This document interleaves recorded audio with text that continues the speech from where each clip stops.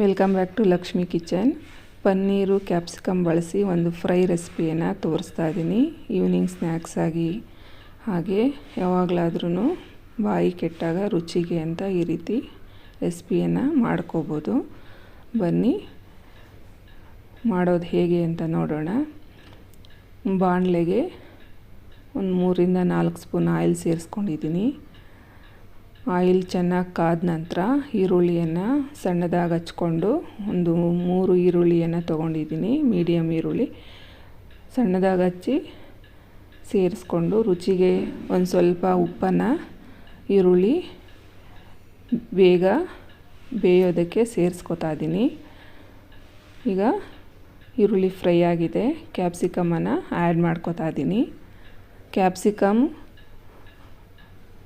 ಸೇರಿಸೋದ್ರಿಂದ ಪನ್ನೀರ್ಗೆ taste ಚೆನ್ನಾಗಿರುತ್ತೆ.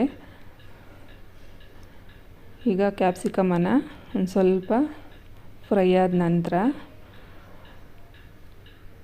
Paneer pieces ಮಾಡಿಕೊಂಡು ಈ ರೀತಿ ಕ್ಯೂಬ್ಸ್ ಥರ ಆ್ಯಡ್ ಮಾಡ್ಕೊಂಡಿದ್ದೀನಿ.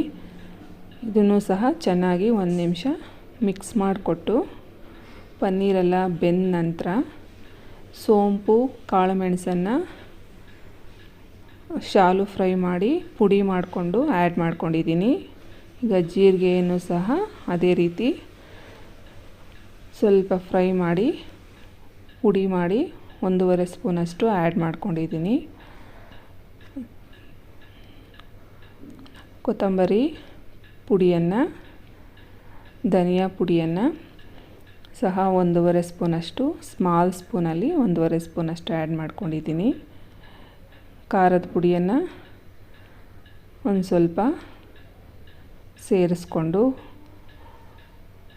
ಈಗ ಎಲ್ಲದನ್ನು ಚೆನ್ನಾಗಿ ಮಿಕ್ಸ್ ಮಾಡಿಕೊಟ್ಟು ಉಪ್ಪು ಲಾಸ್ಟ್ನಲ್ಲಿ ರುಚಿಗೆ ನೋಡಿಕೊಂಡು ಒಂದು ಸ್ವಲ್ಪ ಆ್ಯಡ್ ಮಾಡ್ಕೊಂಡಿದ್ದೀನಿ. ಮೊದಲಿಗೆ ಈರುಳ್ಳಿ ಬೇಯುವಾಗ ಸ್ವಲ್ಪ ಸೇರಿಸ್ಕೊಂಡಿದ್ದೆ. ಈಗ ಪನ್ನೀರ್ ಕ್ಯಾಪ್ಸಿಕಮ್ ಡ್ರೈ ಫ್ರೈ ರೆಡಿಯಾಗಿದೆ.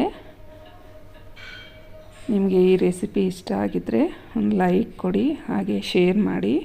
ಸಬ್ಸ್ಕ್ರೈಬ್ ಮಾಡ್ಕೊಳ್ದೇ ಇರೋರು ಸಬ್ಸ್ಕ್ರೈಬ್ ಮಾಡ್ಕೊಳ್ಳಿ. Thank you for watching Lakshmi kitchen.